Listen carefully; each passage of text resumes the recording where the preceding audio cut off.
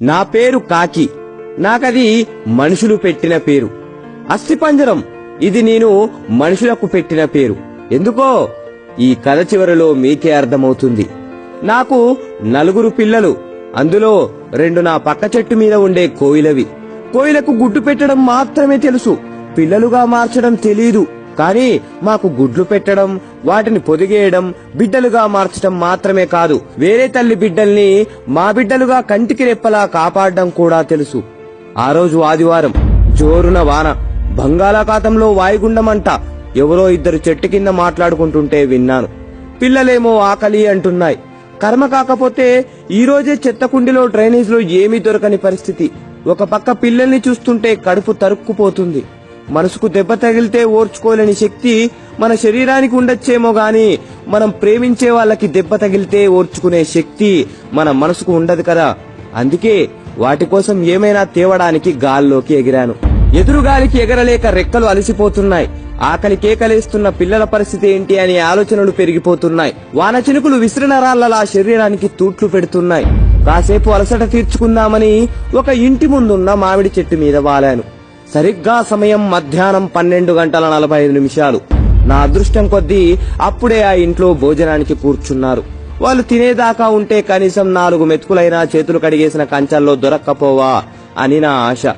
ముందు పచ్చడి, తర్వాత కూర, ఆ తర్వాత సాంబారు, చివరిగా పెరుగు. ఇది వాళ్ళ మెను. మొత్తం 4. ఒకతను మాత్రం ముసలివాడు, ఒక 70 ఏళ్ల వరకు ఉంటాయి. పాపం అతని కంచంలో మాత్రం అన్నం, ఎర్రటి రంగులో మామిడి పచ్చడి. అమ్మా, తాతయ్య కూరేయొచ్చుగా అని పెద్దాయన పక్కనున్న చిన్నపిల్లాడు అన్నాడు. వాడలా అనగానే ఆ పిల్లాడికి ఎదురుగా ఉన్న వాళ్ళ అమ్మ, ఏంట్రా వేసేది, నోరు మూసుకొని తిను, తిండి పెట్టడమే ఎక్కువ. దేవుడు కొంతమందిని తీసుకోపోకుండా భూమికి భారంగా ఎందుకు ఉంచుతాడో అర్థం కాదు. కూరలు కావాలంట, కూరలు ఎక్కడి నుంచి వస్తాయి అని అంది కళ్ళు పెద్దవి చేస్తూ. ఆమెనలా చూసి సంబంధం లేని నాకే భయమేసింది. ఇక ఆ పిల్లోడెంత? అక్కడంతా జరుగుతున్నా ఆ పిల్లాడి నాన్న మాత్రం ఏమీ పట్టనట్టు, ఏవే ఇంకొంచెం సాంబారు పోయి అని పోయించుకొని తింటున్నాడు. వాడు అచ్చం బురదలో పడుకునే పందికి ముందు 2 కాళ్ళు తీసేసి చేతులు పెడితే ఎలా ఉంటాడో సరిగ్గా అలానే ఉన్నాడు. పాపం వాడి ముఖాన్ని వాడు రోజు అద్దంలో ఎలా చూసుకుంటున్నాడో. పాపం మా పెద్దాయనకు అన్నం కలుపుకోవడానికి కూడా చేతుల్లో బలం లేదు. అయినా సరే బాగా ఆకలిస్తుంది అనుకుంటా త్వరగా అన్నం కలుపుతున్నాడు. వణుకుతున్న చేతులతో మొత్తాన్ని కలిపేశాడు. ఆత్రంగా ఒక ముద్ద తీసి నోట్లో పెట్టుకున్నాడు. వెంటనే నీళ్లు తాగాడు. బాగా మంటగా ఉందనుకుంటా కంట్లోంచి నీళ్లొచ్చాయి. ముఖం ఎర్రగా మారిపోయింది. ఎదురుగా ఉన్న నెయ్యి వైపు చూశాడు, కానీ అడగడానికి ధైర్యం చాలట్లేదనుకుంటా అలాగే ఉండిపోయాడు. అయ్యో, ఎంత దారుణం! పాపం పెద్దాయన. వాళ్ళు తినడం అయిపోయింది. అందరూ లేచారు. ఆ పెద్దాయన కూడా చెంబులో నీళ్లు మొత్తం తాగేసి లేచి బయటకు వచ్చి చుట్టూ చూశాడు. అప్పుడు ఆయనకు నేను కనబడ్డాను. నా దగ్గరికి వచ్చి నా ముందు ఆ అన్నం పడేశాడు. ఒక్క క్షణం నా కంట్లో నీళ్లు తిరిగాయి. పెద్దాయనా, నీ ఆకలి తీరకపోయినా నా ఆకలి తీరుస్తున్నావు. నీ రుణం ఎలాగైనా తీర్చుకుంటా అని మనసులో అనుకొని నేను కొన్ని మెతుకులు తిని కొన్ని మెతుకులు గొంతున బట్టి గూటికి చేరి పిల్లల ఆకలి తీర్చాను.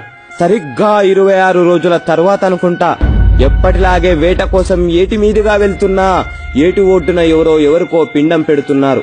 కాసంత తినడానికి ఏమైనా దొరక్కపోదా అని అక్కడ వాలాను. ఎదురుగా ఉన్న ఫోటోను చూసి ఆశ్చర్యపోయాను. అది నా పిల్లలు ఆకలితో ఉన్నప్పుడు అన్నం పెట్టిన పెద్దాయనది. ఒక్క క్షణం గుండె బరువెక్కింది. విచారంతో రెక్కలు దిగజారిపోయాయి. అయ్యా, పిండం పెట్టి కాకుల్ని పిలవండి, మీ నాన్నగారు వాటి రూపంలో వచ్చి తింటారు అని పూజారి గారు చెప్పారు. ఒక పెద్ద కంచాన్ని పెద్దాయన కొడిక్కిస్తూ, ఆ కంచాన్ని చూడగానే నా ఆశ్చర్యం ఆకాశాన్నంటింది. నల్లటి నా ముఖం తెల్లబారిపోయింది. ఎందుకంటే ఆ కంచంలో పంచభక్ష పరమాన్నాలు ఉన్నాయి. ఓర్ని మనుషులు, మీరేం మనుషులురా బాబు!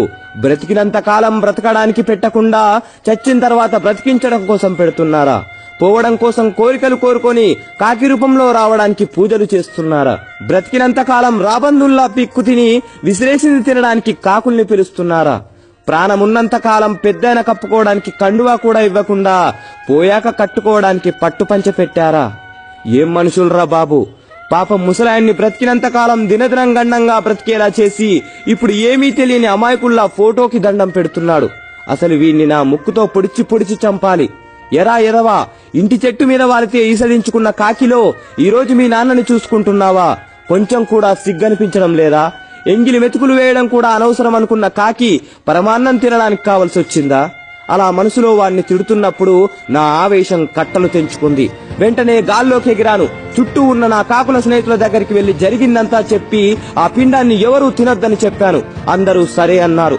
గంట 2 గంటలు అలా గంటలు గడుస్తూనే ఉన్నాయి. పిండం తినడానికి ఒక్క కాకి కూడా రావట్లేదు. చుట్టూ ఉన్న జనాల్లో అనుమానం మొదలైంది. బ్రతికినంత కాలం ఆయన్ని బాగా చూసుకోలేదేమో, అందుకే ఇప్పుడు తినడానికి రావట్లేదు అని ఒకడు, ఉన్నన్ని రోజులు బాధ పెట్టుంటారు అందుకే ఆయన రావట్లేదని ఇంకొకరు, నేను రోజు చూసేవాణ్ణి అన్నం కూడా సరిగ్గా పెట్టేవాళ్ళు కాదు అందుకే ఇప్పుడు రావట్లేదని మరొకరు మాట్లాడుకోవడం మొదలు పెట్టారు. అవి విని ఫోటో ముందు కూర్చున్న ముసలాయన కొడుక్కి తల తీసేసినట్టయింది. అలా ఉండిపోయాడు. కనీసం తన బాధ చెప్పుకోలేని పరిస్థితి. పరువు పోయినట్టు, ఏదో కోల్పోయినట్టు, బ్రతికున్నా చచ్చిపోయినట్టు అనిపిస్తుంది అతనికి. నా బిడ్డల ఆకలి తీర్చినందుకు ఆ పెద్దాయన రుణం ఇలా తీర్చుకున్నాను. ఈ రోజు ఒక మంచి పని చేశా అనిపించి గర్వంగా గాల్లోకి ఎగిరాను. మనిషి వింటున్నావా? నీకే చెప్పేది. సెంటు పీలిస్తే మంచి వాసన వస్తుందని, తాగితే బలం వస్తుందనుకోవడం అమాయకత్వం. అలాగే డబ్బు అవసరం తీర్చే వస్తువులనిచ్చిందని ప్రేమించే మనుషుల్ని కూడా ఇస్తుందనుకోవడం మూర్ఖత్వం. అయినా ప్రేమ ఇవ్వడానికి మనకు లేనప్పుడు ప్రేమను తీసుకోవడానికి హక్కెలా పొందుతావు?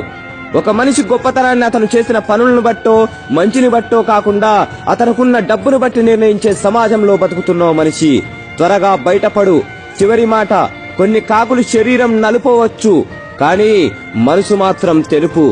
ఈ మాట కాకుల కంటే మనుషులకే ఎక్కువ వర్తిస్తుంది. జై హింద్.